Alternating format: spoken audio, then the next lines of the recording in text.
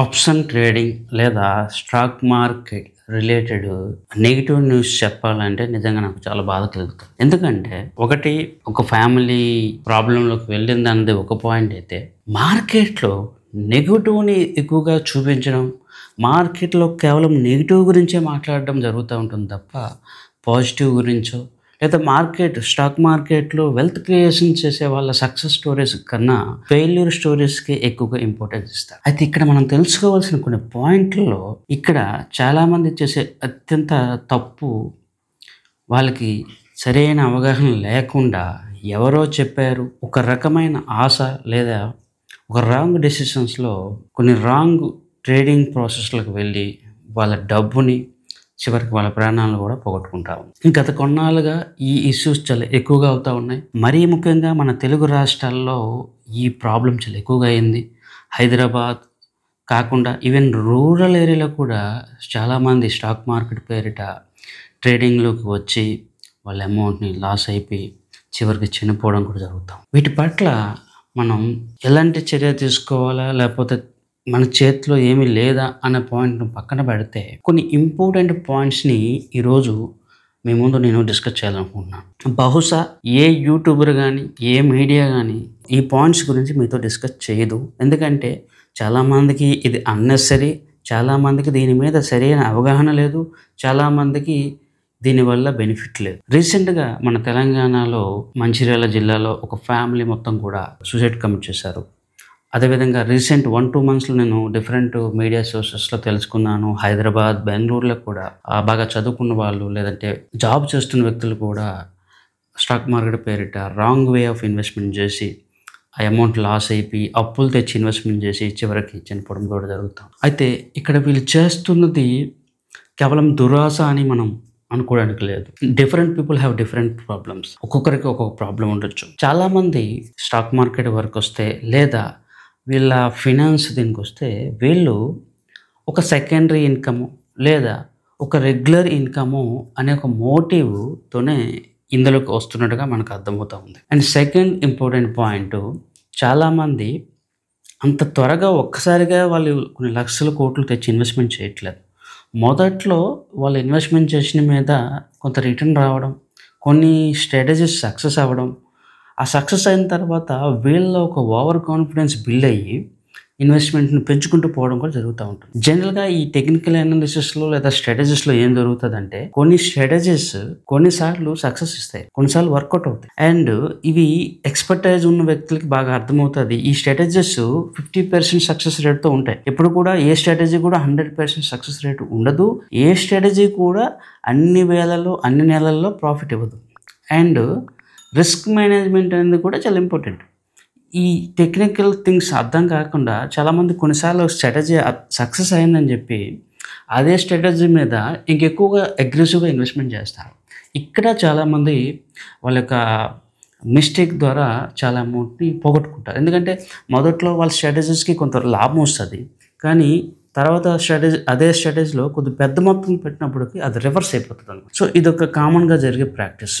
తర్వాత మనం అర్థం చేసుకోవాలి, స్టాక్ మార్కెట్ దీంట్లో లాస్ అయిపోయారు, నష్టపోయారు అనేది కేవలం మీకు ఆప్షన్ ట్రేడింగ్, ఇంట్రాడే, ఫ్యూచర్స్ ఈ 3 సబ్జెక్టులో జరుగుతుంది తప్ప డెలివరీ అంటే షేర్స్ని మీరు తీసుకొని హోల్డ్ చేసుకుంటే ఒకవేళ షేర్ వాల్యూ పడితే మీరు ఎవరికి డబ్బులు ఇవ్వాల్సిన అవసరం ఉండదు.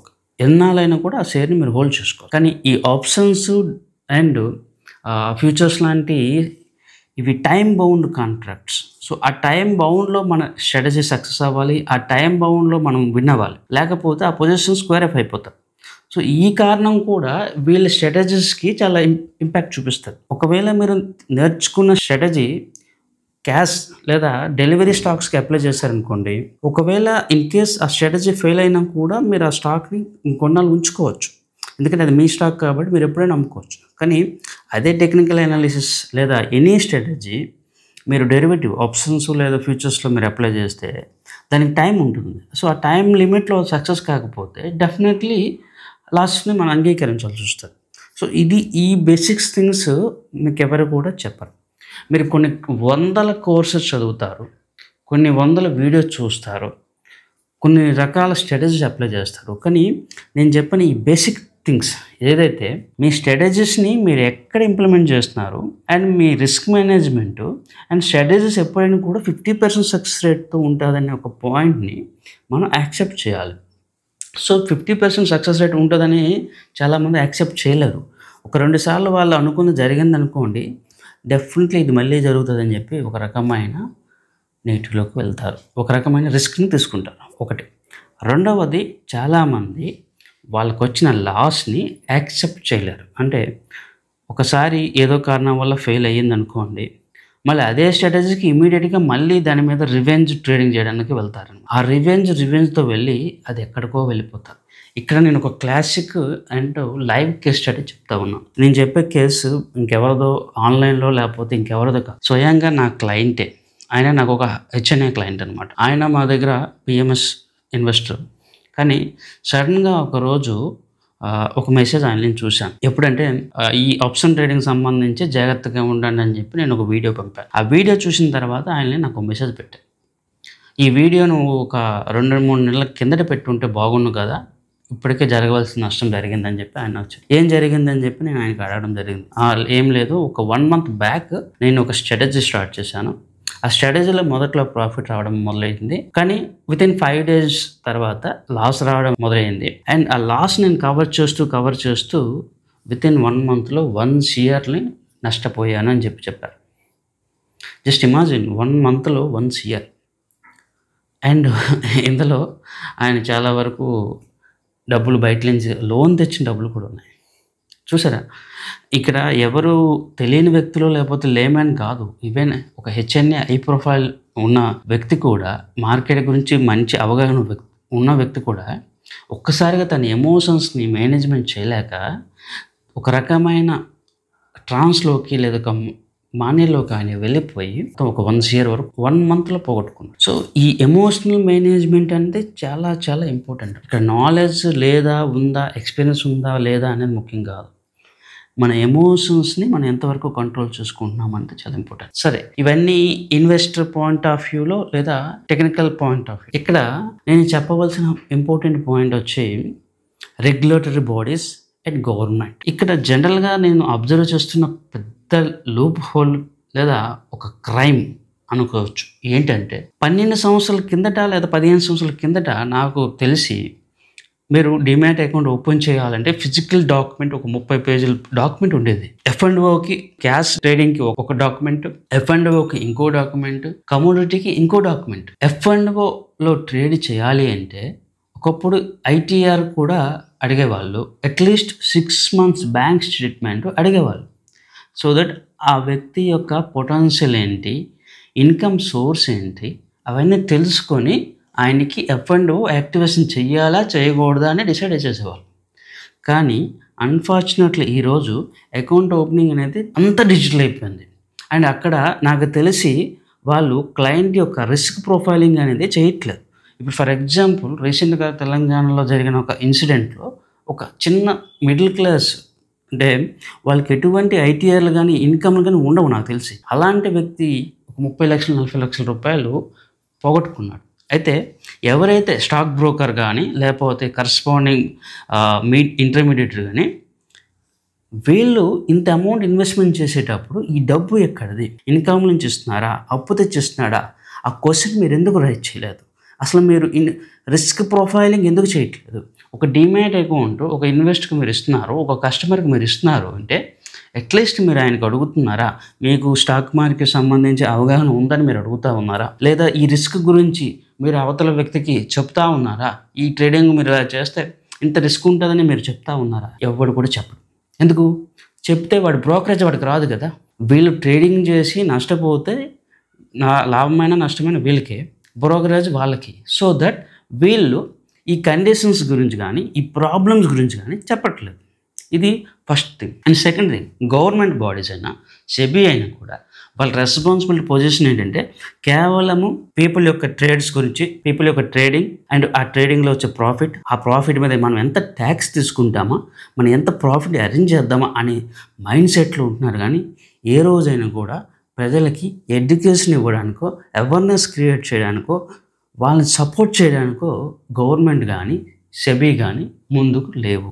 ఎందుకు చెప్తున్నానంటే మనకి సెబీ అండర్లో కానీ ఎన్ఎస్సి అండర్లో కానీ ఇన్వెస్టర్ అవేర్నెస్ ప్రోగ్రామ్ అని చెప్పి ఒక ఫండే ఉంది. చాలామంది క్లెయిమ్ చేయని డబ్బులు కానీ ఇతర రకాలుగా వచ్చిన డబ్బులు కానీ సెబీ అండర్లో ఉంటున్న లేదా ఎన్ఎస్సి అండర్లో ఉంటున్న ఇన్వెస్టర్ అవేర్నెస్ ప్రోగ్రాంలో కొన్ని వేల కోట్లు ఉన్నాయి.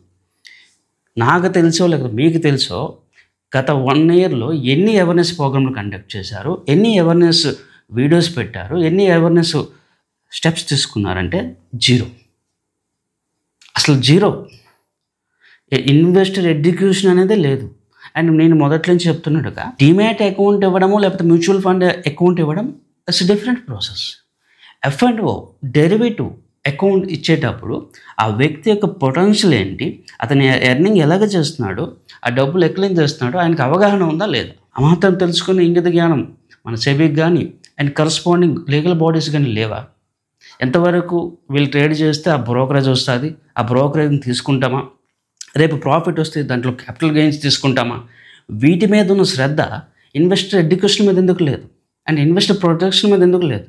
అండ్ ఇంకొక ఇంపార్టెంట్ పాయింట్ వచ్చేసి ఈ మధ్యకాలంలో నేను గమనిస్తున్న ఒక మెయిన్ సైకలాజికల్ డిసీజ్ ఏంటంటే యూట్యూబ్లో ఉన్న ఇన్ఫర్మేషన్, సోషల్ మీడియాలో ఉన్న ఇన్ఫర్మేషన్ నమ్మడం అండ్ గ్రూప్ని ఫాలో అవ్వడం. వాళ్ళందరూ ఇన్వెస్ట్మెంట్ చేశారు, వీడు ఇన్వెస్ట్మెంట్ చేశాడు, వాడికి ప్రాఫిట్ వచ్చింది, నాకు ప్రాఫిట్ అట్లానే వస్తుందని ఈ కంపారేటివ్ ఒకటి యూట్యూబ్లో వాళ్ళ వీడియోలు చూసి కొంతమంది ఇలాగా ఈ మోటివేషన్స్ అనేది ఎక్కువైపోయాయి. తర్వాత చాలామందికి బేసిక్స్ తెలుసుకునే టైం లేదు, బేసిక్ని అర్థం చేసుకునే టైం కూడా వాళ్ళకి లేదు. వాళ్ళకి ఇమ్మీడియట్గా రిటర్న్ రావాలి, ఇలా అంటే అలా రావాలి, వీక్లీ రావాలి, మంత్లీ రావాలి. కానీ అసలు ఆ మంత్లీ ఎందుకు వస్తుంది, వీక్లీ ఎందుకు వస్తుంది, అసలు మీకే ఎందుకు వస్తుంది ప్రాఫిట్? మీకన్నా తెలివైన వాళ్ళు దేశంలో లేరా? అండ్ మీరు ఈరోజు చాలామంది ఆప్షన్ ట్రేడింగ్ కోర్సెస్లు అమ్ముతూ ఉంటారు, లేదా ఆప్షన్ ట్రేడింగ్ గురించి సంబంధించి చాలామంది యూట్యూబ్లో గంటల తరబడి మాట్లాడుతూ ఉంటారు. మీరు ఎక్కడో లోకల్ విలేజెస్లో ఉన్న మీకేంత నాలెడ్జ్ ఉంటే, ఎక్కడో యూట్యూబ్లో ఛానల్ వీడియోస్ చేసుకున్న మీకేంత నాలెడ్జ్ ఉంటే, ముంబైలో ఉన్న ముఖేష్ లాంటి వాళ్ళకు లేకపోతే అనిల్ అంబానీకి ఎంత నాలెడ్జ్ ఉండాలి, అమెరికాలో ఉన్నవాడికి ఎంత నాలెడ్జ్ ఉండాలి? మరి వాళ్ళందరూ ఎందుకు అప్పుల్లో ఉంటున్నారు? వాళ్ళే ఆప్షన్ ట్రేడింగ్ చేసుకుంటారు కదా, వాళ్ళే డెరివేటివ్ చేసుకుంటారు కదా, వాళ్ళే డైలీ ఎర్న్ చేస్తారు కదా, మరి వాళ్ళందరూ చేయలేనిది మీరు ఎలా చేస్తూ ఉన్నారు? ఇప్పుడు నేను చెప్పే పాయింట్స్ చాలా valid and real time knowledge ఉన్న వ్యక్తులు చెప్తారు. అండ్ నేను చెప్పదలుచుకుంది ఒకటే, ఒకవేళ నేను చెప్పింది తప్పు అనిపించినా లేదా రైట్ అనిపించినా మీరు ఇక్కడ లైక్ చేయక్కర్లేదు, సబ్స్క్రైబ్ చేయక్కర్లేదు, కానీ మన వీడియోని 10 మందికి షేర్ చేయండి. సో దట్ ఇన్వెస్ట్మెంట్ అంటే ఏంటి, ఇన్వెస్ట్మెంట్లో మనం చేస్తున్న తప్పులు ఏంటి అనేది రియల్ టైమ్గా చాలామందికి అర్థం కావడం చాలా ఇంపార్టెంట్. కాబట్టి డెఫినెట్లీ ఈ వీడియోని మీ ఫ్రెండ్స్ అండ్ ఫ్యామిలీ మెంబర్స్కి అండ్ ఇతరులకి షేర్ చేయండి. ఎందుకంటే ఈరోజు చూస్తూ ఉన్నాను, అయితే స్టాక్ మార్కెట్ గురించి ఒక రకమైన మాన్యాలు ఇన్వెస్ట్మెంట్ చేసే బ్యాచ్ ఒకవైపు, స్టాక్ మార్కెట్ అంటే భయపడే బ్యాచ్ ఇంకొకటి. కానీ వాస్తవాన్ని దాన్ని ఎలాగా యూజ్ చేసుకోవాలి, ఏ విధంగా దాన్ని మనకు వెల్త్ క్రియేషన్ టూల్గా వాడుకోవాలని చాలామందికి అవగాహన లేదు. ఈరోజు చాలామంది స్టాక్ మార్కెట్ అంటే భయపడతా ఉన్నారు. ఇంకొకరు స్టాక్ మార్కెటా ఒకసారి పెడితే 5 times అయిపోతుంది ఇంకొకరు. అసలు యాక్చువల్ ఎడ్యుకేషన్ అనేది అక్కడ సెబీ ఇవ్వట్లేదు, ఇక్కడ పబ్లిక్ కూడా తెలుసుకోవాలని ఇంట్రెస్ట్ పబ్లిక్ లేదు. సో ఇది ఒక ప్రమాదకరమైన సంకేతం అండ్ ఇది ఒక ప్రమాదకరమైన టెండెన్సీ. దీన్ని అవాయిడ్ చేయడం అనేది చాలా ఇంపార్టెంట్. అండ్ నేను రిపీటెడ్గా చెప్తా ఉన్నాను, ఆప్షన్ ట్రేడింగ్లో ఎప్పుడు కూడా రెగ్యులర్ ఇన్కమ్ రాదు. అలా మిమ్మల్ని ఎవరైనా చెప్పారు అంటే వాళ్ళు ఇద్దరు, ఒకరు స్టాక్ బ్రోకర్, ఎందుకంటే మీరు ఎంత ట్రేడ్ చేస్తే వాళ్ళకి అంత ప్రాఫిట్. ఇంకొక వ్యక్తి కోర్సెస్, మీకు ఏదైనా కోర్స్ అమ్మాలని చూసే వ్యక్తి. వీళ్ళిద్దరే మీకు stock options intraday daily income గురించి మాట్లాడతారు. ఏ మ్యూచువల్ ఫండ్ మేనేజర్ కానీ, ఏ పోర్ట్ఫోలియో మేనేజర్ కానీ, ఏ వ్యక్తి కూడా మీకు వీటి గురించి మాట్లాడు. మీరు విని ఉంటే ఒక 1% 2% సక్సెస్ రేటు ఉండొచ్చు, కాదని. ఆ సక్సెస్ రేటు వచ్చిన వ్యక్తులకి మీరు ఒకసారి స్టేట్మెంట్ అడిగితే అండ్ వాళ్ళ 5 years 10 years CAGR చూస్తే ఆ రిటర్న్ 15% 20% కన్నా ఎక్కువగా ఉండదు. 15% 20% CAGR మాత్రమే వస్తే దానికి మీరు ఆప్షన్ ట్రేడింగ్ ఎందుకు చేస్తారు? మ్యూచువల్ ఫండ్లో ఏ స్టాక్స్లో ఇన్వెస్ట్మెంట్ చేసుకుంటారు కదా. ఇంత కష్టపడేది ఎయిదర్ మీకు ఎక్కువ రిటర్న్ వస్తే తప్పులేదు, కానీ అంత కష్టపడినా మీకు ఏ రిటర్న్ రానప్పుడు మరి అంత కష్టం ఎందుకు పడుతూ ఉన్నారు? అండ్ నేను రిపీటెడ్గా చెప్పేది ఒకటే, ఎప్పుడైనా కూడా మీరు డెలివరీ స్టాక్స్ని క్యాష్లో తీసుకుని హోల్డ్ చేసుకోండి, లేదా మ్యూచువల్ ఫండ్స్. ఈ 2 సబ్జెక్టులు కాకుండా మీకు స్టాక్ మార్కెట్లో ఇంక ఏ ప్రోడక్ట్, ఏ ఎసెట్ కూడా రిటర్న్ అయితే ఇవ్వదు. అండ్ అన్నెసరీ మీ టైము, డబ్బు అన్ని వేస్ట్ అవుతాయి తప్ప ఎటువంటి లాభం ఉండదు.